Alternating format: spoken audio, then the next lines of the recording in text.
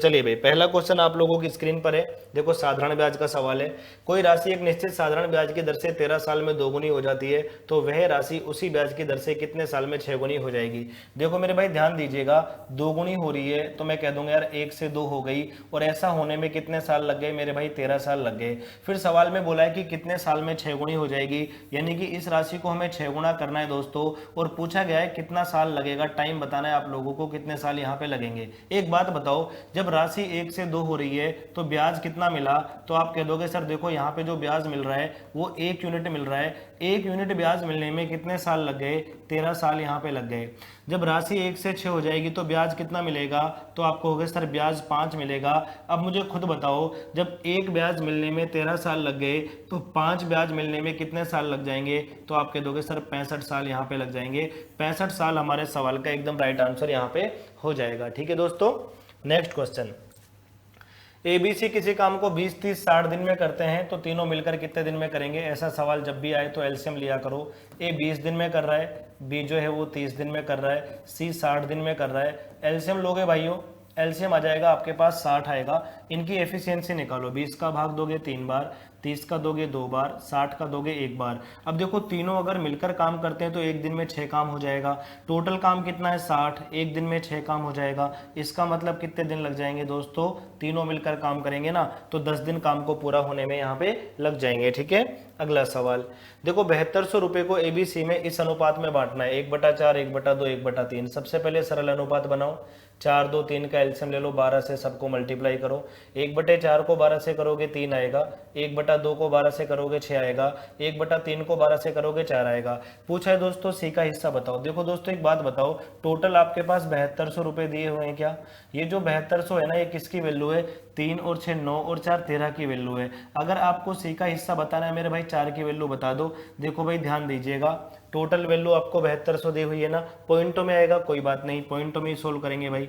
देखो आएगा 0 0 4 दूनी 8, 4 7 28, ये आ गया इतना, भाग दूंगा 13 का, तो भाई 13 दूनी 26 होता है, 2 बचेगा 28, फिर से 13 दूनी 26, 2 बचेगा 20, 13 कम 13 7 बचा 70, 13 पंजे 65, तो 2215 पॉइंट समथिंग आ रहा है, तो एक ऑप्शन में दिया हुआ है, तो ये हमारा सवाल का राइट आंसर यहाँ पे हो जाएगा। क्लियर और नॉट। ठीक है, अगले सवाल की तरफ हम बढ़ते हैं। एक कक्षा में 93% छात्र उत्तीर्ण हुए, उस कक्षा में 1610 छात्र अनुत्तीर्ण हुए, तो कुल छात्रों की संख्या बताओ। एक बात बताओ, 93% अगर पास हुए हैं तो मैं ये कह सकता हूँ फेल स्टूडेंट कितने हैं, 7% है क्या। आप मुझे खुद बताओ दोस्तों, अगर 93% विद्यार्थी पास हो रहे हैं तो 7% फेल हो जाएंगे। सवाल में कह रहा है फेल 1610 है, यानी कि 7% की वैल्यू 1610 दी गई है। 1% की वैल्यू निकाल लीजिए। देखो 7 दूनी 14, 7 ते 21, 7 का भाग लग गया। आपसे टोटल पूछा है, टोटल के लिए 100% आपको बताना पड़ेगा। 1% 230 है, तो 100% कितना हो जाएगा दोस्त, 23,000 हो जाएगा। इसका मतलब कक्षा में टोटल कितने विद्यार्थी हैं, 23,000। अगला सवाल, पी क्यू आर का औसत 55 दे रखा है। देखो अगर औसत दिया हुआ हो तो आप योग निकाल लिया करो, योग निकाल लिया करो। देखो औसत का मतलब प्रत्येक का हिस्सा होता है। 3 लोग हैं, 3 लोगों का औसत आपको 55 केजी दिया हुआ है। अगर 3 को आप 55 से गुणा करोगे तो तीनों का टोटल आ जाएगा 165। ठीक है भाई। फिर कह रहा है पी और क्यू का औसत दे रखा है 50। पी और क्यू 2 लोग हैं, 2 लोग अगर 50 के हिसाब से अपन लेके चलेंगे तो दोनों का वजन हो जाएगा 100 केजी। ठीक है भाइयों। फिर कह रहा है भाई क्यू और आर का औसत दे रखा है आपको 53, क्यू और आर का 53 दे रखा है। 2 लोग हैं, अगर इनका औसत आपको 53 दिया हुआ है तो मैं कह दूंगा टोटल 106 केजी हो जाएगा। आपसे मेरे भाई पी का वजन पूछा है, एक काम करो ना, तीनों में से क्यू और आर का घटा दो। तीनों का तो 165 है, क्यू और आर का 106 है, तो पी का वजन बताना है तो तीनों में से 165 में से 106 घटा दो, यानी मैं कह सकता हूं पी का वजन कितना केजी आ जाएगा, 59 केजी यहाँ पे आ जाएगा। सी ऑप्शन इस सवाल का आंसर हो जाएगा। ठीक है।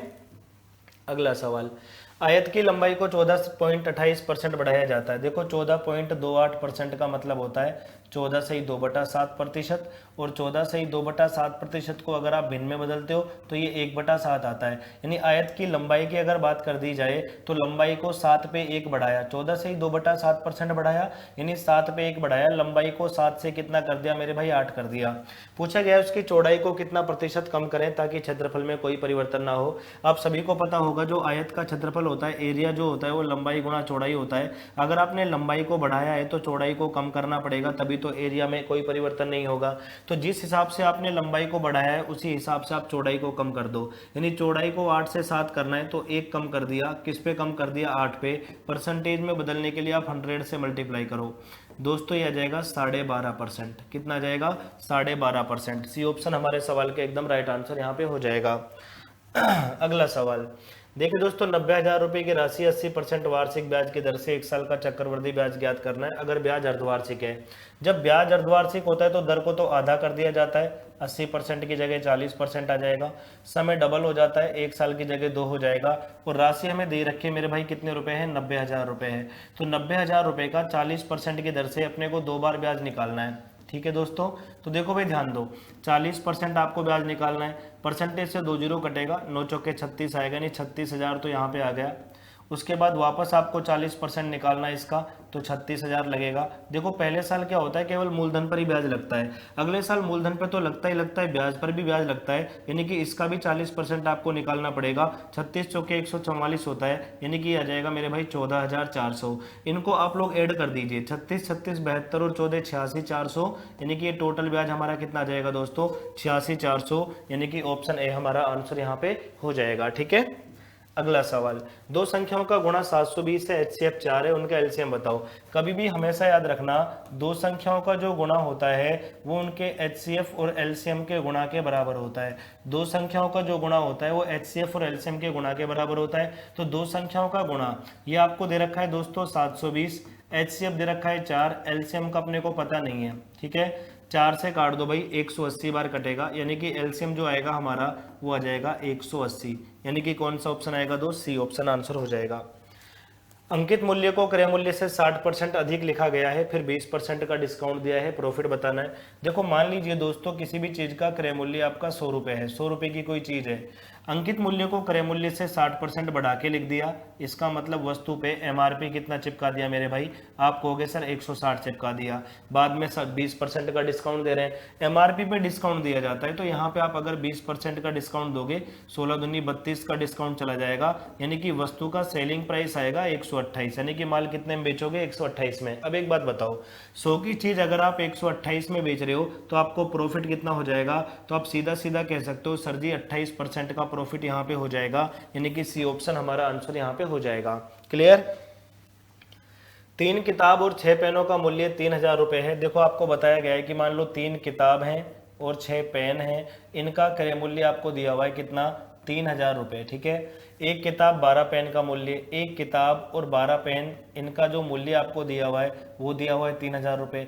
आपसे पूछा है 15 पेन का मूल्य बताओ। ऐसे सवाल में 2 इक्वेशन बन गई, किसी भी एक का गुणांक बराबर करके आप काट दो उसको, पेन बताने तो इसका गुणांक बराबर करो। एक काम करो, इसको मैं 3 से गुणा कर लेता हूँ। ठीक है, 3 से, तो 3 से गुणा करूंगा तो आ जाएगा 3 किताब प्लस 12 तिया 36 पेन बराबर में आएगा 3 तिया 9, 9,000 आएगा। ठीक है, ऊपर वाली इक्वेशन को सेम लिख दो, 3 किताब 6 पेन बराबर में कितना है मेरे भाई, 3,000 है। अब आप इसको ना घटा दो, घटाऊंगा तो ये भी माइनस, ये भी माइनस, ये भी माइनस, जब घटाऊंगा तो क्या होगा सुनो, 3 किताब से 3 किताब कट गई, 36 पेन में से 6 पेन गए तो 30 पेन बचे, और भैया यहाँ 9,000 में से 3,000 गया तो 6,000 बचे। अब देखो 30 पेन 6,000 के हैं, सवाल में 15 पेन पूछा है, तो सीधा एक पेन की कीमत निकालने की जरूरत नहीं है, आधा कर दो, तो 15 पेन भी कितने के आएंगे मेरे भाई, 3,000 के हो जाएंगे। ठीक है, तो सवाल का उत्तर आएगा यहाँ पे डी ऑप्शन। सवाल का जो एकदम राइट आंसर हो जाएगा वो कौन सा ऑप्शन हो जाएगा, डी। 33 से कम अभाज्य संख्याओं का औसत। देखो 33 से कम अभाज्य संख्या है, सबसे छोटी अभाज्य संख्या 2 होती है, उसके बाद 3, 5, 7, 11, 13, 17, 19, ठीक है, 17, 19, 23, 29 और 31। ठीक है मेरे भाई, इनका औसत बताना है। औसत होता है मेरे भाई राशियों का योग बटे राशियों की संख्या। ठीक है, देखो 2 से 29 तक का योग 129 होता है, 31 और जोड़ूंगा तो 160 हो गया। राशियों का योग 160 है, राशि कितनी हो गई, देखो भाई यहाँ तक 10 होती है, कि हो गई 11, 11 राशि हो गई। तो राशियों का योग बटे राशियों की संख्या करना था, तो देखो भाई 11 कम 11, 5 बचेगा 50, 11 चौके 44, 6 बचा, 11 पंजे 55, 5 बचा, 11 चौके 44, लगभग 14.54 के आसपास आ रहा है, यानी कि बी ऑप्शन हमारे सवाल का एकदम राइट आंसर यहाँ पे हो जाएगा। गोले की त्रिज्या को 50% बढ़ाया है, गोले के आयतन में वृद्धि बतानी है। देखो रेडियस है ना गोले की, उसको 50% आपने बढ़ा दिया। 50% का मतलब होता है मेरे भाइयों 1/2। आपसे पूछा इसके आयतन में कितना परिवर्तन होगा। गोले का आयतन होता है 4/3 पाई आर क्यूब। हमेशा याद रखना कांस्टेंट वैल्यूओं की वजह से कभी भी आयतन में परिवर्तन नहीं होगा। आर में परिवर्तन करना है 3 बार। तो देखो भाई ध्यान दो, आर को 50% बढ़ाया है, 2 पे 1 बढ़ाया है, तो आर हो जाएगा मेरे भाई 2 से 3। और आप ध्यान दो, आयतन तो आर का क्यूब है, तो आप भी इनका ना क्यूब कर दो। यानी कि मैं ये कह सकता हूँ जो मेरा आयतन है ना वो हो जाएगा 8 से 27। आयतन कितना हो जाएगा 8 से 27। अब अगर 8 से 27 हो जाएगा तो वृद्धि कितने की हो रही है बताओ। तो आप सीधा सीधा कह सकते हो सर 8 से 27 से 19 की वृद्धि हो रही है, किस पे 8 पे। परसेंटेज में बदलने के लिए गुणा 100। देखो ऊपर तो 1900 आएगा, नीचे 8 आएगा, सीधा भाग दे लो, कोई दिक्कत नहीं है, एक ही बात है ना। तो देखो भाई 8 दूनी 16, 3 बचेगा 30, 8 तिया 24, 6 बचेगा 60, 8 सत्ते 56, 4 बचा 8 पंजे 40। तो 237.5% की क्या हो जाएगी दोस्तों, आयतन में वृद्धि यहाँ पे हो जाएगी।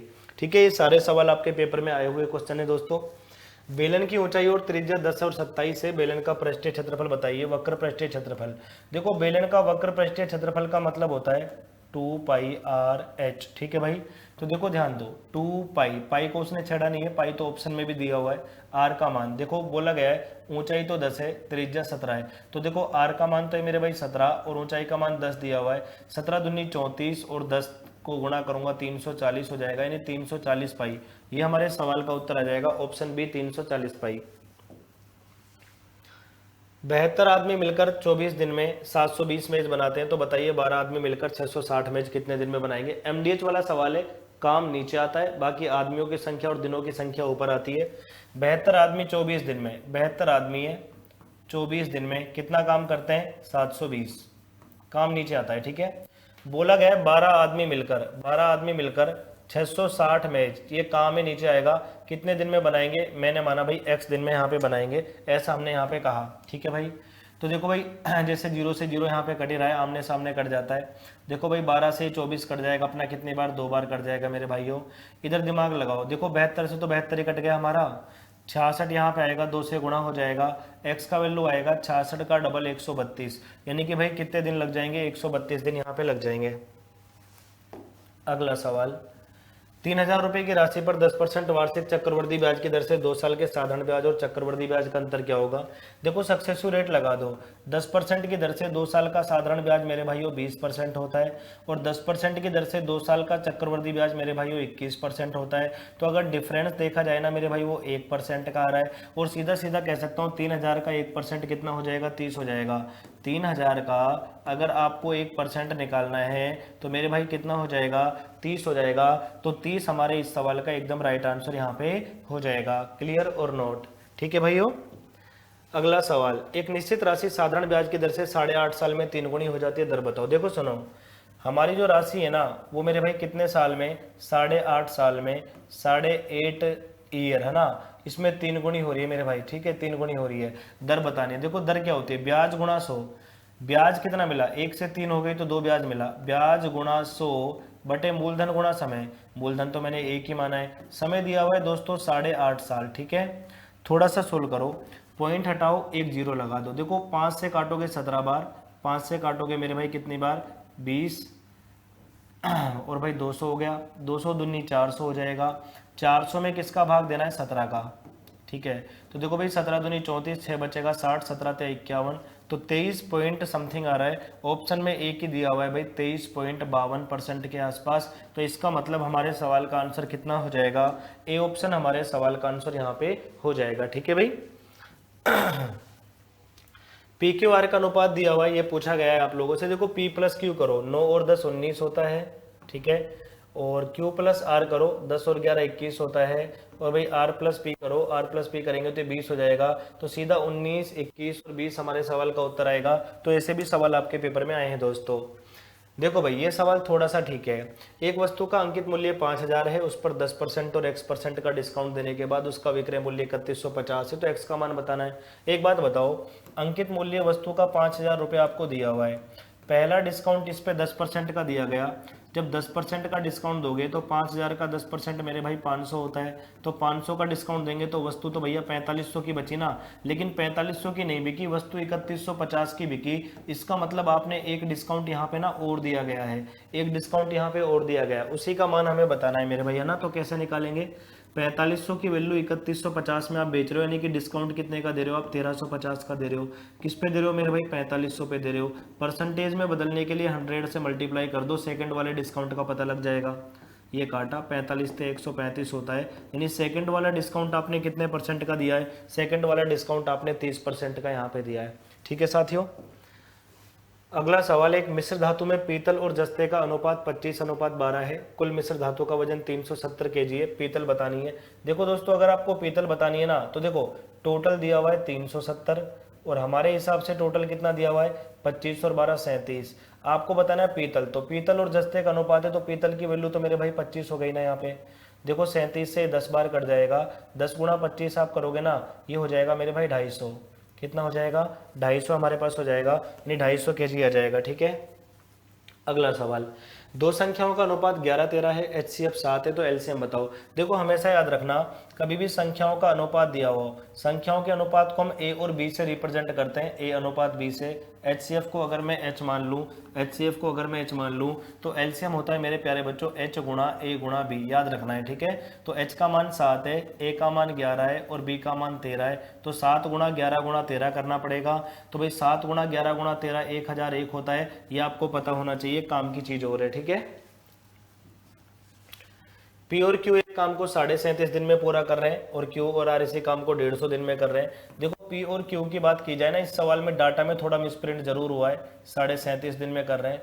और क्यू और आर की अगर मैं बात कर लेता हूं, तो क्यू और आर इस काम को कितने दिन में कर रहे हैं भाई, 150 दिन में कर रहे हैं। और भैया अगर आर और पी की बात मैं कर लेता हूं, तो आर और पी इस काम को 50 दिन में कर रहे हैं। तो इसमें थोड़ा सा डाटा में मिस्टेक है, ऑप्शन पे मत जाना। देखो ध्यान देना, अगर मैं दिमाग लगाऊं यहाँ पे, एलसीएम इनका ले लें, तो एलसीएम देखो इनका 150 आ जाएगा सबका। ठीक है, 37.5 का भाग 150 में 4 बार, इसका 1 बार, और 50 का भाग दूंगा तो 3 बार जाएगा। ठीक है, तो देखो गड़बड़ यहाँ पे क्या हुई है, देखो बोला गया है तीनों मिलकर करेंगे तो काम को कितने दिन में पूरा करेंगे। देखो अगर मैं दिमाग लगाऊं, 2 बार आएंगे सारे के सारे पी क्यू आर, अगर मैं इनको ऐड कर दूं तो 2 बार आ रहे हैं पी क्यू आर, और इधर आप देखोगे ना तो भाई देखो 4 1 5 और 3 8 आ रहा है। तो देखो अगर पी क्यू आर की एफिशिएंसी आपको निकालनी है ना, तो 8 में 2 का भाग लग जाएगा, ये एफिशिएंसी आएगी मेरे भाई 4। अब देखो पूरा काम करना है अपने को, 150 काम करना है, पी क्यू आर रोजाना 4 काम करते हैं, तो भाई इसको करने में 37.5 दिन लग जाएंगे। तो हो सकता है यहाँ पे डाटा थोड़ा ऊपर नीचे हो, इसलिए मैंने ऑप्शन को यहाँ से हटा दिया है। ठीक है भाई, अरविंद अपनी आय का 75% खर्च करता है और शेष बचा लेता है। देखो जब भी आपके पास आय वाला सवाल आए ना, आप हमेशा याद रखेंगे, आय को हम 2 भागों में बांट सकते हैं, एक तो उस आदमी का खर्चा होता है और एक उस आदमी की बचत होती है। खर्चा प्लस में बचत, आय को हम 2 भागों में बांट सकते हैं, खर्चा प्लस में बचत। देखो आय, हमने माना अरविंद एक दिन में 100 कमाता है, हमने माना वो 100 कमाता है, 75% का खर्चा करता है। अगर 75 खर्चा करेगा तो मुझे बताओ बचाएगा कितना, तो आप कह दोगे सर 25 बचा लेगा। अगर 75 का खर्चा करेगा 25 बचा लेगा, आय में 20% की वृद्धि हो गई। देखो आय को हमने 20% बढ़ा दिया, 100 का 20% 20 ही होता है, इसका मतलब आय कितनी हो गई दोस्त, 120 हो गई। बोला है खर्चे में 10% की वृद्धि हो गई, खर्चा अपना 75 है, अगर मैं इसको 10% बढ़ाऊंगा तो 75 का 10% 7.5 होता है, 7.5 बढ़ाओगे तो भाई 82.5 हो जाएगा कि नहीं हो जाएगा। ठीक है ना मेरे भाई, 82.5 हो जाएगा। तो देखो अगर कहूँ मैं बचत कितनी हो जाएगी, तो 182 में से 120 में से आप 82.5 घटाओ तो 37.5, यानी अब उसकी बचत है 37.5। तो आप मुझे खुद बताओ, पहले बचत 25 थी, अब 37.5 है, तो बचत में वृद्धि कितने की हो रही है, 12.5 की। किस पे हो रही है, 25 पे। परसेंटेज में बदलने के लिए गुणा कर दीजिए 100 से, 25 से कटेगा ये 4 बार, और 4 को 12.5 से मल्टीप्लाई करो, आंसर आएगा 50% की वृद्धि यहाँ पे हो जाएगी, यानी कि ऑप्शन बी हमारा एकदम राइट आंसर यहाँ पे हो जाएगा। ठीक है,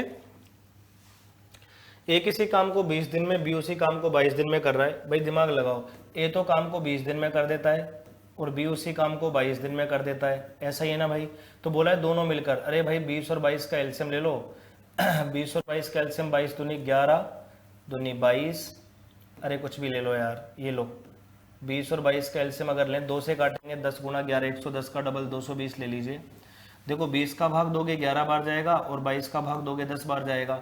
पूछा है भाई दोनों मिलकर, तो देखो 220 काम है और दोनों मिलकर एक दिन में कितना काम करेंगे, 21 भाग 2, 21 का भाग 10 बार चला जाएगा, 10 ही बच जाएगा, तो 10 से ही 10/21 दिन लगेंगे। ठीक है, 10 से ही 10/21 दिन लग जाएंगे, है ना। त्रिभुज के आधार की लंबाई ऊंचाई का 2/3 है। इसका मतलब अगर हाइट दोस्तों 3 है ना, तो आधार कितना है मेरे भाई, 2 है। बेस कितना है, 2 है। क्षेत्रफल बताना है तो देखो जो एरिया होता है ना त्रिभुज का, वो होता है 1/2 गुणा आधार गुणा ऊंचाई। आधार 2 है, ऊंचाई 3 है, 2 से 2 कट जाएगा तो 3 स्क्वायर यूनिट आ जाएगा, 3 स्क्वायर यूनिट आ जाएगा। देखो ये रेशियो में आएगा, ओरिजिनल डाटा हमारे पास नहीं है तो ओरिजिनल तो हम नहीं बता सकते, पर ये रेशियो आ जाएगा। 2000 रुपए की राशि साधारण ब्याज की दर से 2 साल में 2400 हो जाती है, दर बताओ। देखो 2000 की राशि 2400 हो जाती है, दर का मतलब पता है क्या होता है, ब्याज गुणा 100। 2000 से 2400 हो रहा है तो ब्याज मिला 400, तो ब्याज गुणा 100 बटे मूलधन गुणा समय। मूलधन कितना है मेरे भाइयों, 2000, और समय की अगर बात कर दी जाए तो समय दिया हुआ है 2 साल यहाँ पे, है ना। देखो भाई 2 दूनी 4, ये 4000 हो गया, और 4000 से 4000 कट गया तो उत्तर कितना परसेंट आ गया भाई, 10% आ गया। ठीक है, देखो 3 जीरो है तो 3 जीरो से 3 जीरो काट दिया, 2 दूनी 4, 4 से 4 काट दिया तो 10 बच गया। तो हमारे सवाल का जो एकदम राइट आंसर आएगा दोस्तों, क्या जाएगा, वो हमारा 10% आ जाएगा। ठीक है, अगला सवाल, एक व्यक्ति कार से 600 मीटर की दूरी 20 सेकंड में तय करता है तो कार की चाल किलोमीटर पर आवर में बतानी है। देखो कभी भी आपको स्पीड बतानी है तो डिस्टेंस अपॉन टाइम होता है, दूरी बटे समय कर दो, 600/20 कर दो, तो ये आ गया मेरे भाई 30। लेकिन ये किस में आया है, मीटर पर सेकंड में आया है, क्योंकि देखो ये डाटा मीटर में है, ये सेकंड में है, तो मीटर पर सेकंड को किलोमीटर पर आवर में बदलना हो तो 18/5 से गुणा कर दिया करो। 5 से कटेगा 6 बार, 18 छिक्की 108 होता है, तो उत्तर आ जाएगा 108 किलोमीटर पर आवर। ध्यान रहे भैया ना, 108 kilometre per hour, B option हमारा एकदम राइट आंसर यहाँ पे हो जाएगा। एक वस्तु का अंकित मूल्य क्रय मूल्य से 40% अधिक अंकित है, फिर वो 20% का डिस्काउंट है, तो लाभ बताओ। भाई सीधी सी बात है, देखो आप क्रय मूल्य को 100 मान लीजिए, क्रय मूल्य को आप लोगों ने 100 मान लिया, वस्तु का जो अंकित मूल्य है क्रय मूल्य से 40% ज़्यादा बढ़ा के इसको लिखा गया है, यानी कि मैं ये कह सकता हूँ अंकित मूल्य हमारा 140 हो जाएगा। ठीक है भाई, और उसके बाद वो 20% का डिस्काउंट देता है, 20% का डिस्काउंट देता है, तो भाई इसका 20% निकालो, 14 दूनी 28 हो जाएगा क्या। तो जब आप 20% निकालोगे 28 का डिस्काउंट, तो विक्रय मूल्य कितना आ जाएगा, 140 में से 28 घटाओ 112 आ जाएगा। अब देखो 100 की कोई चीज़ अगर आप 112 में बेच रहे हो दोस्तों, तो प्रॉफिट कितना हो जाएगा, आप कह दोगे सर प्रॉफिट हो जाएगा 12%। प्रॉफिट कितना हो जाएगा मेरे साथियों, प्रॉफिट हो जाएगा हमारे पास 12%। क्लियर बात। 1000 रुपए की राशि है, 5% की दर से 2 साल 6 महीने का साधारण ब्याज बताना है। देखो इसको सेट कर लो आप लोग ना, 2 साल 6 महीना, ये मेरे भाई 2.5 साल होता है। कितना साल होता है, 2.5 साल होता है। 5% की दर से 2.5 साल का टोटल ब्याज कितना हो जाएगा, 12.5% हो जाएगा। तो 1000 का सीधा 12.5% आप निकाल लीजिए, आपका उत्तर आ जाएगा भैया, सीधा 12.5% निकालेंगे 125 हमारा उत्तर आ जाएगा। या आप बेसिक से कर सकते हो, मूलधन गुणा दर गुणा समय बटा 100, तो भी वही बात है। 5% की दर से 2.5 साल का ब्याज निकालोगे 12.5% आएगा, 12.5% आएगा तो भाई 1000 का 12.5% आसान होता है। देखो भाई आपको पता होता हो, आपने ये पढ़ा होगा कि भाई बाह्य पदों का गुणा बराबर मध्य पदों का गुणा होता है ना। तो देखो भाई 30 गुणा x बराबर में आएगा 120 गुणा 50। क्योंकि मैं बहुत सारे सवाल आपको करवाने वाला हूँ, इसलिए हम थोड़ा स्पीड में चल रहे हैं। हालांकि स्पीड आपको नजर नहीं आएगी मेरी, ऐसा ही लगता है। 30 से 4 बार x की वैल्यू आएगी तो 50 गुणा 4 कर दो मेरे भाई, 200 आ जाएगा। x की वैल्यू क्या जाएगी भाई, 200 आ जाएगा। ठीक है, अगला सवाल देखो, a का 2/3 b का 4/5 के बराबर है। देखो a का 2/3 ये b का 4/5 है, तो a और b का अनुपात बताना है, 4/5 है। देखो 2 से तो 2 कट जाएगा 2 बार, है ना, 2 नीचे आ जाएगा।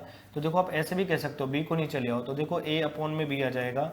ठीक है, उधर देखो 3 ऊपर जाएगा तो 3 दूनी 6 अपॉन में 5 आएगा, तो a अनुपात b आ जाएगा 6:5। ठीक है ना भाई।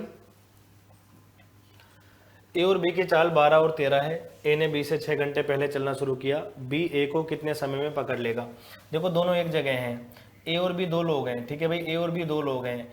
एक्चुअल में हुआ क्या कि भाई बी ने ना ये बोल रहा है ए ने बी से 6 घंटे पहले चलना शुरू किया, ए की चाल है 12। अगर 12 के हिसाब से अगर ये 6 घंटे तक चल लेगा तो ये 72 किलोमीटर चल लेगा। जब ये 72 किलोमीटर चल लिया तब तो बी ने मेरे भाइयों चलना शुरू किया है। तो मुझे बताओ दोनों के बीच में जो डिस्टेंस है वो 72 किलोमीटर है क्या। और अब बी ने भी चलना शुरू कर दिया। अब जब बी चलेगा तो सुनो, बी की चाल है 13, तो देखो ए की चाल 12, बी की चाल 13, तो हर घंटे में 1 किलोमीटर कवर हो जाएगा, हर घंटे में 1 किलोमीटर कवर हो जाएगा। और ए उससे 72 किलोमीटर आगे है, तो 72 किलोमीटर को कवर करने में तो मेरे भाई 72 घंटे ही लगेंगे, यानी कि बी उसको 72 घंटे में पकड़ पाएगा। ठीक है, 72 घंटे में पकड़ पाएगा, क्योंकि वो उससे 72 किलोमीटर आगे जा चुका है। घन की भुजा की लंबाई 10 सेमी है, वक्र पृष्ठ का क्षेत्रफल बताओ। देखो कभी भी अगर घन का वक्र पृष्ठ या लेटरल सरफेस एरिया आपको बताना हो तो वो चारों दीवारों का क्षेत्रफल होता है, वो 4 गुना भुजा स्क्वायर होता है। ठीक है, 4 गुना भुजा स्क्वायर, तो 4 गुना भुजा का मान 16 है, 16 का स्क्वायर 256 होता है, और 256 को अगर आप 4 से गुना करोगे ना दोस्तों तो ये आएगा 1024 सेंटीमीटर स्क्वायर, यानी कि आपका आंसर आएगा ऑप्शन है। टोटल सरफेस एरिया बताना होता तो 6 इंटू साइड स्क्वायर, 6 गुना भुजा स्क्वायर करते हैं। दो संख्याओं का गुणा 324 से, एक संख्या 36 से दूसरी संख्या क्या होगी। देखो एक बात हमेशा याद रखना मेरे भाई, दो संख्याओं का गुणा दे रखा है 324, एक संख्या 36 है, दूसरी संख्या हमको नहीं पता है, और इनका जो दोनों का गुणा है वो 324 दिया हुआ है क्या। अरे यार बताओ, 36 से 9 बार कट गया, इसका मतलब दूसरी संख्या 9 है। भाई दो संख्याओं का गुणा 324, एक 36, दूसरा 9 हो जाएगा।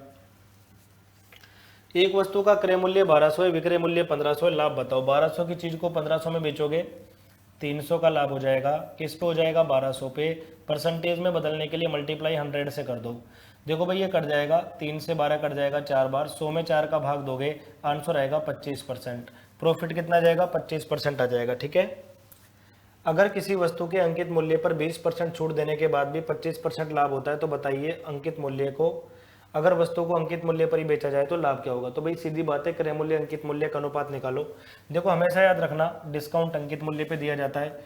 अगर अंकित मूल्य पे 20% डिस्काउंट दिया जाएगा, अंकित मूल्य 80% बच गया यहाँ पे, फिर भी देखो उसको 25% लाभ हो रहा है, तो क्रय मूल्य आपका 125% यहाँ पे हो जाएगा। 5 से काट लो, परसेंटेज से परसेंटेज कट रहा है, 5 से कटेगा 16 बार, 5 से कटेगा 5 से कटेगा 25 बार, 5 से कटेगा भाई 25 बार। तो यहाँ से आप आराम से क्रय मूल्य और अंकित मूल्य का अनुपात निकाल सकते हो। देखो भाई क्रय मूल्य आ जाएगा 16 और अंकित मूल्य आ जाएगा मेरे भाई 25, तो मैं ये कह सकता हूँ कि 16 की चीज़ 25 में जा रही है, क्योंकि सवाल में कह रहा है अगर वस्तु को अंकित मूल्य पर ही बेचा जाए, यानी कि वस्तु का विक्रय मूल्य आपको 25 ही रखना है, तो फायदा कितने का होगा। अरे मेरे भाई 9 का फायदा होगा, किस पे भाई 16 पे, परसेंटेज में बदलने के लिए 100, 4 से 4 बार, 4 से 25 बार, 25 नंबर 225 होता है, 225 में 4 का भाग दोगे, 56.25 आपका उत्तर आ जाएगा।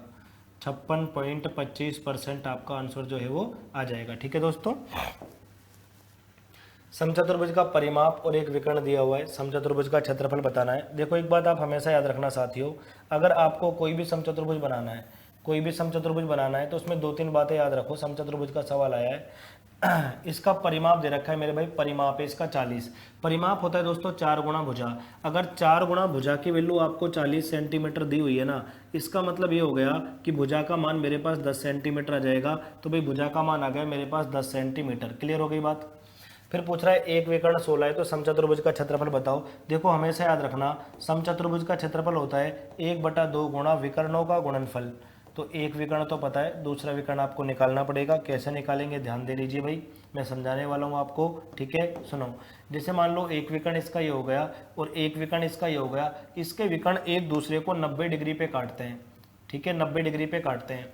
एक विकर्ण का मान आपको 16 दिया हुआ है, मान लीजिए 16 है, तो विकर्ण एक दूसरे को समद्विभाजित भी करते हैं। जैसे मान लो ये 16 है ना पूरा का पूरा, तो ये वाला 8 हो जाएगा, ये वाला 8 हो जाएगा। अब देखो इस वाले ट्राइंगल में पाइथागोरस प्रमेय लगाओ, 90 के सामने कर्ण होता है, कर्ण 10 है, लंब 8 है, तो आधार 6 हो जाएगा, ऐसा कह सकता हूँ। अब ये 6 है तो ये भी 6 हो जाएगा, इसका मतलब दूसरा विकर्ण 12 आ गया। तो क्षेत्रफल निकालना है ना, 1/2 विकर्णों का गुणनफल, यानी कि 16 गुणा 12 कर दो, 2 से 16 8 बार और 12 8 96 वर्ग सेंटीमीटर हमारे सवाल का एकदम राइट आंसर हो जाएगा। पाइथागोरस प्रमेय का यूज मैंने यहाँ पे ले लिया इस वाले ट्राइंगल में। ठीक है, ए और बी का अनुपात 5:2 दे रखा। तो देखो भाई घटाना है, तो 5 में से 2 घटाओगे 3 आएगा, 5 में 2 जोड़ोगे 7 आएगा, 3/7 उत्तर आ जाएगा। टुच्चा सवाल। एक व्यक्ति 1350 किलोमीटर की दूरी 50 की गति से तय करता है, तो कितना समय उसको लगेगा। समय बराबर दूरी बटे चाल होता है, तो दूरी बटे चाल कर दीजिए, 1350/50 ये कटी गया मेरे भाई, ठीक है। 5 दूनी 10, 5 7 35, तो कितने घंटे लग जाएंगे मेरे बच्चों? 27 घंटे लग जाएंगे। 27 घंटे को मिनट में बदलना है, हर एक घंटे में 60 मिनट होते हैं, 27 छक्के 162 होता है, इसका मतलब 1620 मिनट हो जाएगा, ठीक है। एबीसी का औसत वजन दिया हुआ है 62, औसत दिया हुआ है तो योग निकाला करो सीधा। 3 लोगों का औसत 62 है, तो 3 लोगों का योग आएगा 3 गुणा 62 यानी 186, ठीक है भाई। फिर बी और सी का औसत 67 है, अगर बी और सी का औसत निकाले, देखो 2 लोगों का औसत अगर आप 67 निकाल रहे हो तो ये टोटल हो जाएगा 134 kg, ठीक है। फिर कह रहा है भाई ये बताओ ए का वजन क्या होगा? अरे यार तीनों में से बी और सी का घटा दो, ए का पता लग जाएगा। तो भाई 186 में से आप 134 घटा दो, ठीक है भाई। तो देखो 36 और 16 ये आपके पास 52 kg हो जाएगा, ठीक है भाई। 52 kg ए का वजन हो जाएगा। बहुत आसान सवाल। ए व बी किसी काम को 10 दिन में, बी और सी 15 दिन में, सी और ए 20 दिन में, तो बताओ तीनों मिलकर। ये सवाल लगातार आया है, ध्यान से समझ लो। ए और बी जो है ना वो 10 दिन में कर रहे हैं, ए और बी 10 दिन में कर रहे हैं, बी और सी 15 दिन में कर रहे हैं मेरे भाई, बी और सी 15 दिन में कर रहे हैं, और सी और ए 20 दिन में कर रहे हैं, सी और ए 20 दिन में कर रहे हैं। तीनों का लघुत्तम ले लो, 60 आएगा।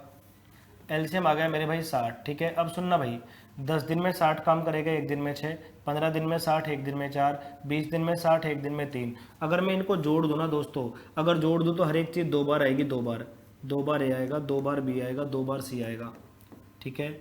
इधर देखो 6 4 10 और 3 13 आएगा। इसका मतलब मैं यहाँ ये कह सकता हूँ कि ए प्लस बी प्लस सी की जो क्षमता आएगी वो 13/2 आ जाएगी।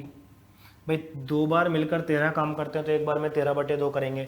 टोटल काम करना है 60, तो 60 काम को 13/2 से हिसाब से कितना टाइम लगेगा? 2 ऊपर चला जाएगा, 120 में आपको 13 का भाग देना है।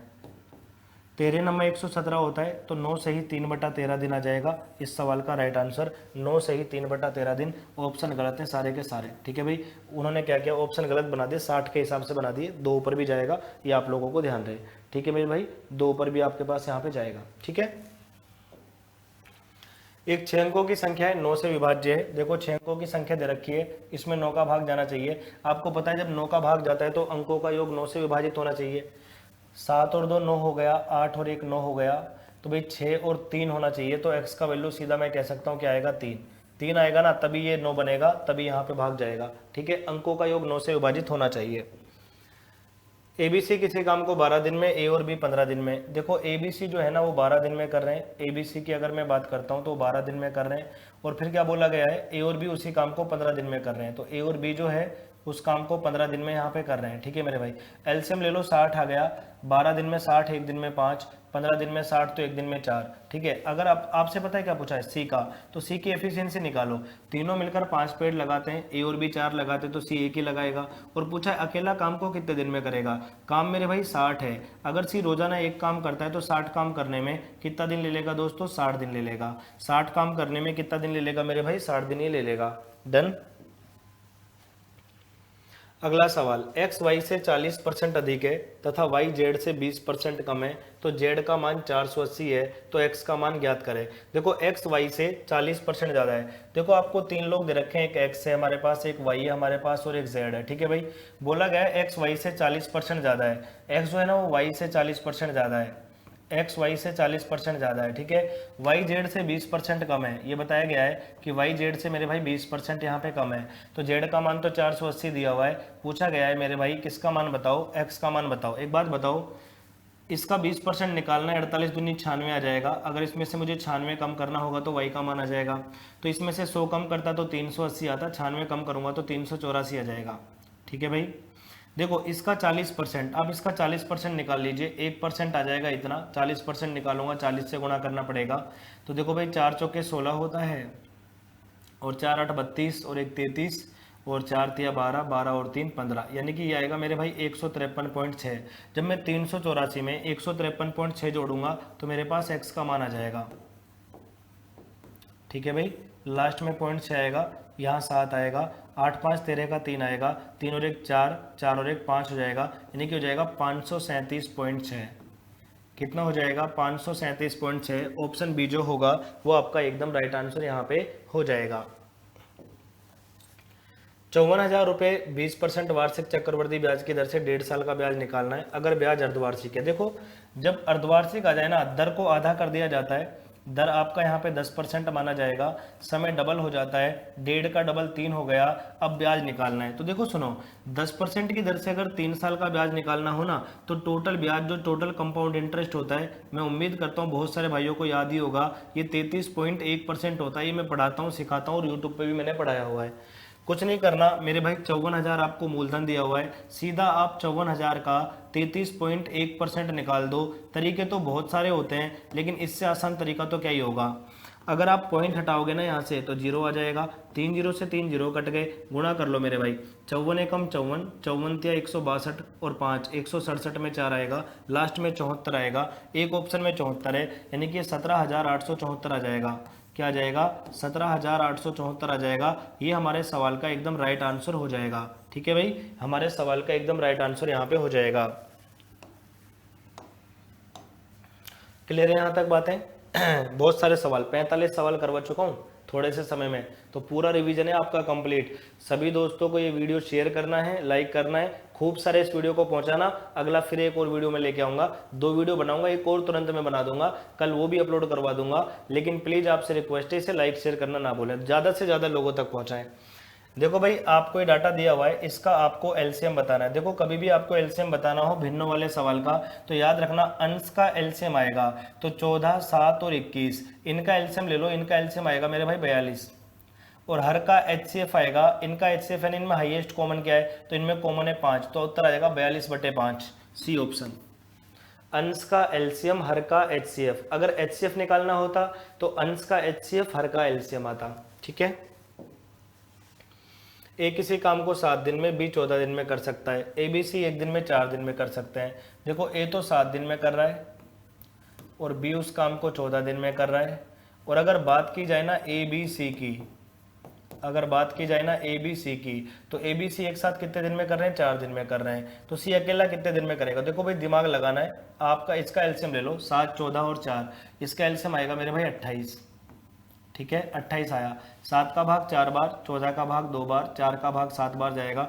आपसे क्या पूछा है सवाल में भाई, सी अकेला कितने दिन में करेगा? सी की क्षमता निकाल लो। मुझे एक बात बताओ, ए और बी करते हैं 4 और 2 6 काम, तीनों करते हैं 7 काम, इसका मतलब सी तो एक ही काम करता है। टोटल काम 28 है, 28 काम टोटल है, सी रोजाना एक करता है, तो कितना टाइम लग जाएगा?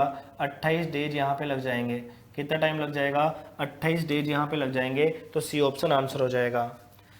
अगर किसी वस्तु का मूल्य 35% अधिक अंकित किया जाता है तथा उस पर 20% की छूट दी जाती है, अगर वस्तु का विक्रय मूल्य 756 है तो क्रय मूल्य क्या होगा? बहुत प्यारा सवाल है। देखो दिमाग लगाओ, हमने माना कि भाई एक वस्तु है जिसका क्रय मूल्य आपका 100 रुपये है, आप इस पे 35% अधिक मूल्य अंकित कर रहे हो, 35% आपने बढ़ा के लिख दिया, तो आप मुझे बताओ अंकित मूल्य 135 हो गया कि नहीं हो गया? फिर कह रहा है इस पे 20% का डिस्काउंट दिया जा रहा है, आप इस पे 20% का डिस्काउंट दे रहे हो, इसका 10% 13.5 होता है, तो 20% 27 हो जाएगा। 27 का डिस्काउंट दोगे तो आप इसको 108 में बेचोगे ना मेरे भाई, 108 में। इसी की वैल्यू सवाल में दे रखी है 756। देखो ये 1 का 7 गुणा है, ये 8 का 7 गुणा है, तो 1 यूनिट की वैल्यू सीधी सीधी यहाँ पे 7 आ गई। 1 की वैल्यू अगर 7 आ गई ना मेरे भाई, 100 की वैल्यू बतानी है, 7 से गुणा कर दो, 100 की वैल्यू कितनी आ जाएगी? 700। 100 की वैल्यू कितनी आ जाएगी दोस्तों? 700 यहाँ पे आ जाएगी। सेट है। 350 मीटर लंबी ट्रेन 78 किलोमीटर प्रति घंटा की चाल से चलती है। 190 मीटर लंबी एक अन्य ट्रेन 66 किलोमीटर प्रति घंटा की चाल से उसी दिशा में चलती है। दोनों ट्रेन एक दूसरे को पार कब करेंगी? देखो जब दोनों की दिशा सेम होती है ना, और जब दोनों गाड़ियां चल रही होती हैं, तो इनकी चाल की जगह सापेक्ष चाल आएगी और चाल घट जाती है जब दोनों की दिशा सेम होती है। तो भाई 78 में से 66 घटाओ, ये आएगा मेरे भाई 12, लेकिन ये किलोमीटर पर आवर में है। इसको अपन मीटर पर सेकंड में भी बदल सकते हैं। 5/18 से गुणा कर दो, 6 से 2 बार, 6 से 3 बार, तो आएगा 10/3 मीटर पर सेकेंड। 10/3 मीटर पर सेकेंड। जब दोनों रेलगाड़ियां एक ही दिशा में चलें तो उनकी चालें घट जाती हैं। ठीक है, ये तो हो गई चाल। अगर दूरी की बात करें, जब दो रेलगाड़ियां एक दूसरे को पार करती है ना, उनके द्वारा तय की गई दूरी दोनों की लंबाई के योग के बराबर होती है। एक 350 है, एक 190 है, तो 350 में 190 आप जोड़ दीजिए, यह आ जाएगा 540 मीटर। आपको बताना है पार करने में समय कितना लगेगा। समय होता है दूरी बटे चाल। तो देखो दूरी तो 540 आ गई, चाल की बात करो तो 10/3 आ गया।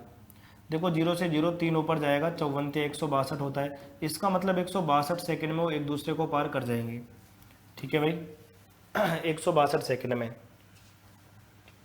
गोले का आयतन और शंकु का आयतन समान है, उनकी त्रिज्याएं भी समान है। क्योंकि गोला आपको दिया हुआ है दोस्तों, इसकी रेडियस अगर आर है तो एक शंकु जो दिया हुआ है ना उसकी रेडियस भी आर है, ऐसा आप लोगों से कहा गया है। इसकी रेडियस भी क्या है मेरे भाई, आर है। साथ में बोला गया है कि दोनों का वॉल्यूम भी सेम है, दोनों का आयतन भी बराबर है। देखो अगर मैं शंकु की ऊंचाई को h मान लूँ, सवाल में क्या पूछा है, शंकु की ऊंचाई और गोले की त्रिज्या का अनुपात। गोले का आयतन होता है 4/3 पाई आर क्यूब, जबकि शंकु का आयतन होता है 1/3 पाई आर स्क्वायर एच। ठीक है, दिमाग लगाना। बटे में 3 यहाँ भी आ रहा है, यहाँ भी आ रहा है, कट जाएगा, पाई से पाई कट जाएगा। आर यहाँ 2 बार आ रहा है, यहाँ 3 बार आ रहा है, तो 1 बार ही बचेगा। अपने को एच का अनुपात बताना है आर से, ऊंचाई का त्रिज्या से बताना है। तो आर को तो ले जाओ बटे में, तो उधर तो हो जाएगा मेरे भाई एच बटे आर, उधर तो हो जाएगा एच बटे आर। तो सुनो इधर मेरे भाई ध्यान दो, 4 तो है ही और नीचे कुछ भी नहीं है, तो 1 माना जा सकता है। तो मैं कह सकता हूँ यार ऊंचाई और त्रिज्या का अनुपात आएगा 4:1। क्या आएगा, 4:1। ध्यान दीजिएगा, आयत की लंबाई और चौड़ाई 72 और 66 है, क्षेत्रफल बताओ। देखो आयत का जो एरिया होता है ना मेरे भाइयों, वो होता है लंबाई गुणा चौड़ाई। तो 72 गुणा 66 कर दीजिए, 6 दूनी 12, लास्ट में 2 आएगा, काफ़ी सारे ऑप्शंस में आ रहा है। गुणा करो भाई, 66 का डबल 132 होता है, यहाँ चलाएगी 13। 66 को 7 से गुणा करो, 7 6 की 42, 7 6 की 42, 4 40, 462, इसमें 13 जोड़ो 475 आएगा, 475 ही आ जाएगा, यानी कि 4752 वर्ग मीटर यहाँ पे आ जाएगा। ठीक है, कितना जाएगा, 4752 ही आ जाएगा। देखो भाई इसको सोल्व करना है, सबसे पहले कोष्टक वाला डाटा हल कर लीजिए। देखो पहले माइनस होता है कि भाग होता है, तो आप कहोगे सर भाग होता है, तो 1/4 में जब आप 2 का भाग दोगे ना मेरे भाई, तो 2 के बटे में 1 मान सकता हूँ, ये ऊपर जाके 1/2 हो जाएगा आपका। ठीक है, तो फाइनली मैं कह सकता हूँ ये आएगा 1/8। क्या आएगा, 1/8। और सुनो यहाँ 1/2 है, इसमें से जब मैं 1/8 को माइनस करूंगा, एलसीएम 8 आएगा, 2 का भाग 4 बार, 8 का 1 बार, तो मेरे भाई ये 3/8 आएगा। तो फाइनली मैं ये कह सकता हूँ इसकी जगह 3/8 आ गया। इधर देखो 1/4 भाग 1/2 और गुणा में 3/8 आ ही गया। अब देखो सुनो, पहले भाग होगा कि गुणा, पहले भाग होगा। तो 1/4 में जब आप 1/2 का भाग दोगे ना, 1/4 में जब आप 1/2 का भाग दोगे तो 2 से 2 बार, तो ये 1/2 बचेगा। ये क्या बचने वाला है आपके पास, 1/2 बचने वाला है। और 3/8 तो है ही मेरे भाई, तो ऊपर तो 3 आ जाएगा, नीचे आ जाएगा 8 दूनी 16, तो 3/16 हमारे सवाल का एकदम राइट आंसर हो जाएगा। 2 वस्तुओं का क्रय मूल्य दिया हुआ है, उन पर बेचने पे हानि और लाभ दिया हुआ है, तो पूरे सौदे में लाभ बताना है। देखो सुनो, एक वस्तु का क्रय मूल्य अपना 24,000 रुपये दिया हुआ है, एक वस्तु का क्रय मूल्य अपना 20,000 रुपये दिया हुआ है। देखो 24,000 वाली जो वस्तु है ना, इस पर 30% का नुकसान हुआ है। तो देखो भाई 24 या 72, यानी 7200 का लॉस हुआ है। तो अगर 7200 का लॉस यहाँ पे हुआ है, 7200 का लॉस यहाँ पे हुआ है, दूसरी जो वस्तु है ना हमारी 20,000 की, इस पे 20% का प्रॉफिट हुआ है, तो भाई 4,000 कह दूंगा, 4,000 का प्रॉफिट हुआ है। ठीक है भाई, तो ओवरऑल अगर देखा जाए ना मेरे भाई, तो ओवरऑल हानि हो रही है। कैसे हो रही है, सुनो भाई, 7200 का नुकसान है, 4,000 का प्रॉफिट है, तो 3200 का नुकसान है। और ये 3200 का जो नुकसान है ना, टोटल कितने पर है, तो आप कह दोगे सर 44,000 पर है, टोटल 44,000 पर है। परसेंटेज में बदलने के लिए 100, ये कट गया, 0 से यहाँ 0 भी कट गया, 4 से काटो 11 बार, 4 से 80 बार काट दीजिए, 11 7 77, 3 बचा, तो 11 दूनी 22, 8 बचा, 11 7 77, लगभग 7.27% की हानि यहाँ पे आ जाएगी। ठीक है, 7200 का नुकसान था, 4,000 का फायदा, तो फाइनली 3200 का नुकसान ही हुआ टोटल सौदे पे, यानी कि 44,000 पे। क्लियर, इसको सरल करना है। कभी भी ऐसा सवाल है नीचे से सोल्व करो, इसका मतलब आएगा, देखो इसको सोल्व कर लो पहले आप ना, कि भाई 3 दूनी 6, 6 और 2 8, 8/3 आएगा, ऊपर जाके वो 3/8 हो जाएगा, तो ये बचेगा 1 + 3/8, ये बचेगा। तो देखो 8 एकम 8 और 3 11, 11/8 आएगा, क्योंकि ये 1 के बटे में है, इसलिए ऊपर जाके ये 8/11 हो जाएगा। हमारे सवाल का आंसर ऑप्शन डी हो जाएगा। ठीक है, 2 तिया 6, 6 और 2 8/3, ऊपर जाके 3/8 हुआ, उसको हल किया तो मेरे भाई 11/8 आया, ऊपर जाके 8/11 हो जाएगा। 72,000 की कोई धनराशि है, 16% वार्षिक चक्रवृद्धि ब्याज की दर से 3 साल का ब्याज बताना है। देखो ये सवाल जो है ना, ये आपका कैलकुलेटिव क्वेश्चन है और इसका कोई तरीका नहीं है, इसको आपको बेसिक से करना ही पड़ेगा। 72,000 की राशि है, ये पहला साल हो गया मेरे भाई, यहाँ पे दूसरा साल हो गया मेरे भाई, और यहाँ पे तीसरा साल हो गया भाई, और अपने को ब्याज बताना है, और वो भी कितने परसेंट के हिसाब से बताना है, 16%। पहले मैं इसका 16% निकाल रहा हूँ, 0, 16 दूनी 32, 16 सत्ता 112 और 3 115, ये आ गया मेरे भाई 11,520। ठीक है भाई। देखो भाई 1% इतना आएगा तो 0 आएगा, 16 दूनी 32 हासिल 3, 16 सत्ता 112, 112 में 3 जोड़ूंगा 115।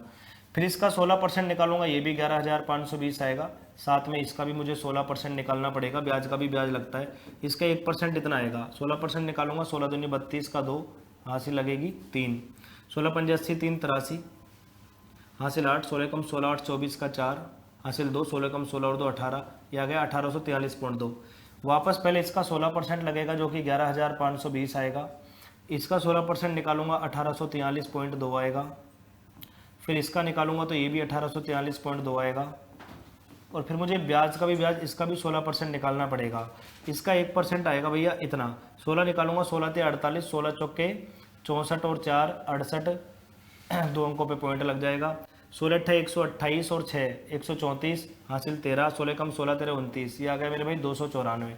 तो पॉइंटों को तो इग्नोर कर दो क्योंकि ऑप्शन थोड़े दूर दूर ही हैं, 40,900, 40,300, 41,200, पॉइंटों को तो छोड़ दो, इनको जोड़ो, 11 11 11 33 हो गया, 500 500 500 यहाँ पे भी हो गया।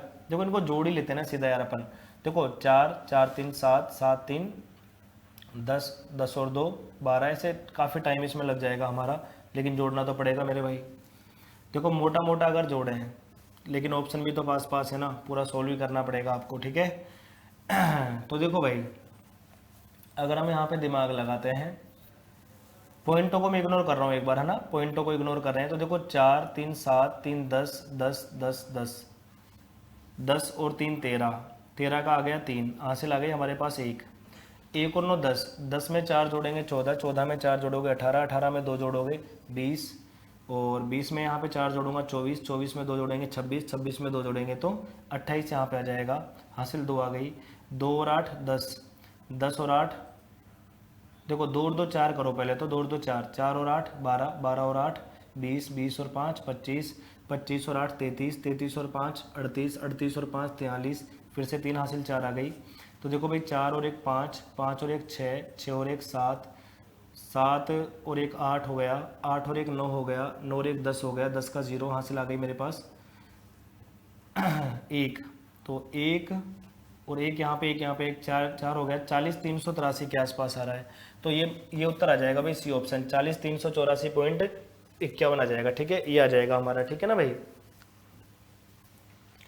देखो भाई अगला हमारा जो सवाल है वो क्या है, कोई धनराशि साधारण ब्याज की दर से 1 साल में 1,000 और 2.5 साल में 1,060 हो जाती है।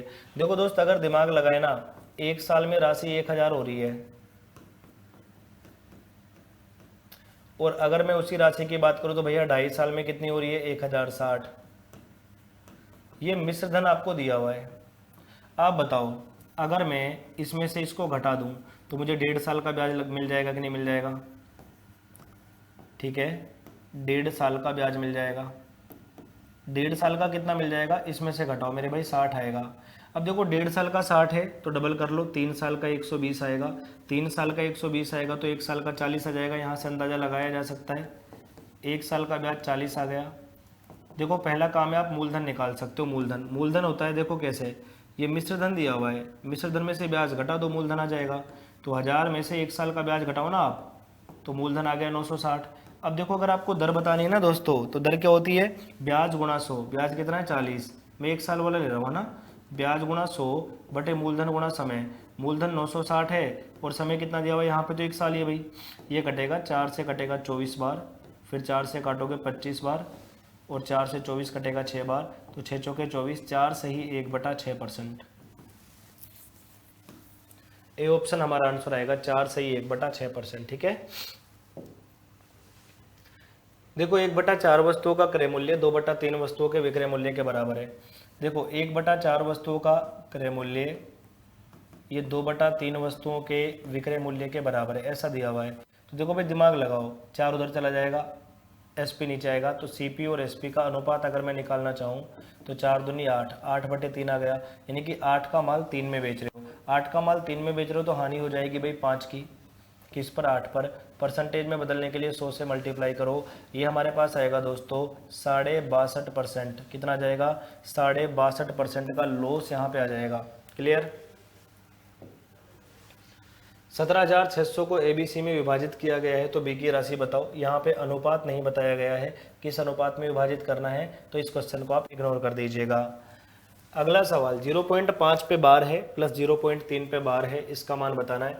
देखो किसी भी संख्या पे अगर बार हो तो बार ऐसे दिया हुआ है, यहाँ पे ऐसे दिया हुआ है। मैं आपको एक बार थोड़ा सा बताना चाहूँगा, क्या पता आगे सवाल आ जाए। जैसे मान लो 0.3 पे बार है तो आप इसको लिख सकते हो 3/9, एक अंक से बार हटाओ 1 9 आएगा। मान लो 0.27 पे बार है तो 2 अंक से बार हटाओ, बटे में 2 बार 9 आ जाएगा। ठीक है। मान लो दोस्तों यहाँ पे ऐसा जाए 0.2 और 5 7 पे बार है, इस पे बार है, तो इसको क्या लिखते हैं पता है, पहले तो पूरा नंबर लिख दो 257, जिस पे बार नहीं है उसको माइनस कर दो, जितने अंकों पे बार है उतनी बार 9 लगा दो, जितने अंकों पे बार नहीं उतने 0 लगा दो। तो ऐसे इसको सोल्व कर लेंगे। तो यहाँ पे दिमाग लगाओ, 5 पे बार है 5/9 लिखा जा सकता है, 3 पे बार है तो 3/9 लिखा जा सकता है। तो देखो 9 तो आ जाएगा एलसीएम, ऊपर आएगा 5 + 3, तो भाई मैं कह सकता हूँ इस सवाल का उत्तर आएगा 8/9। क्या जाएगा, 8/9। ठीक है। कौन सी संख्या 8 से विभाजित नहीं है। 8 का नियम होता है कि अंतिम 3 अंकों में 8 का भाग जाता है। तो देखो भाई इसमें भाग देके देखो, 8 7 56 4, इसमें तो जा रहा है मेरे भाई। देखो इसमें देखो 8 चौके 32, 4 बचेगा 48, इसमें भी भाग जा रहा है। देखो भाई 8 8 64, 8 एकम 8, इसमें भी जा रहा है। देखो इसमें भाग नहीं जा रहा, इसका मतलब इस सवाल का उत्तर आएगा डी ऑप्शन। ये जो ऑप्शन है हमारा, ये जो संख्या है वो 8 से विभाजित हमारी नहीं है। देखो भाई ए बी से 11 गुणा कुशल है, ए किसी काम को बी से 10 दिन में कर लेता है। देखो ए और बी इनकी क्षमता का अनुपात आप लोगों को दिया हुआ है, ए और बी की क्षमता का अनुपात आप लोगों को दिया गया है। ठीक है भाई, ए और बी की क्षमता का अनुपात। देखो ए बी से 11 गुणा कुशल है, मान लो बी एक दिन में एक काम करता है, तो भैया ये एक दिन में कितना काम करता है, 11 गुणा कुशल है। फिर कह रहा है ए किसी काम को बी से 10 दिन कम में कर लेता है। देखो क्षमता का अनुपात अगर 11:1 हो जाएगा तो समय का अनुपात हो जाएगा 1:11। क्षमता का अनुपात और समय का अनुपात एक दूसरे का उल्टा होता है। ठीक है। तो बी अकेला उस काम को कितने दिन में करेगा। देखो एक दिमाग लगाना है, हमने देखा भाई समय का अनुपात 1:11 आ रहा है, तो मैं देख सकता हूँ जो ए है वो बी से कितने अपने हिसाब से कितना कम में कर रहा है, 10, और सवाल में भी ये वैल्यू कितना दे रखा है, 10। तो अगर 10 का मान 10 है तो हमसे तो भैया बी का समय पूछा है क्या, तो सीधा कह दूंगा यार 11 का मान 11 ही आएगा। 10 का मान 10 है तो 11 का मान 11 ही आएगा, बी का समय आ जाएगा। क्लियर और नोट। बताओ भाई अगर कहता दोनों मिलकर कितने दिन में करेंगे, तो एक बार मुझे टोटल वर्क निकालना पड़ता। टोटल वर्क कैसे निकालते, मैं कहता जैसे भैया एक 10 का मान 10 है तो 11 का मान 11 आएगा, तो मैं कह दूंगा बी 11 दिन में कर सकता था, बी रोजाना एक काम करता है तो टोटल काम 11 हो जाता। दोनों मिलकर कितने दिन में करेंगे, 11 काम है, दोनों मिलकर एक दिन में 12 पेड़ लगाते तो 11/12 दिन में कर देंगे। ठीक है भाई। तो ये वो सवाल थे जिनमें मैंने 1 घंटे का भी समय नहीं लिया है और आपको पूरे 60 क्वेश्चन करवा दिए हैं। उम्मीद करता हूं कि इस वीडियो से आप सभी लोगों को बहुत फायदा होने वाला है। एक और मैं इसका सेकंड पार्ट आप लोगों के सामने लेकर आने वाला हूं, उसमें भी मैं 1 घंटे से कम समय में 60 सवाल आप लोगों को करवाऊंगा। ठीक है दोस्तों, तो एक और वीडियो अपलोड होने वाला है, पहले आप ये वीडियो देखिए, एंजॉय कीजिए, लाइक कीजिए, शेयर कीजिए दोस्तों के साथ और अपने एग्जाम में इसका फायदा उठाइए। थैंक यू सो मच दोस्तों, मिलते हैं अगले वीडियो में। आज के लिए इतना ही, बाय बाय, टेक केयर।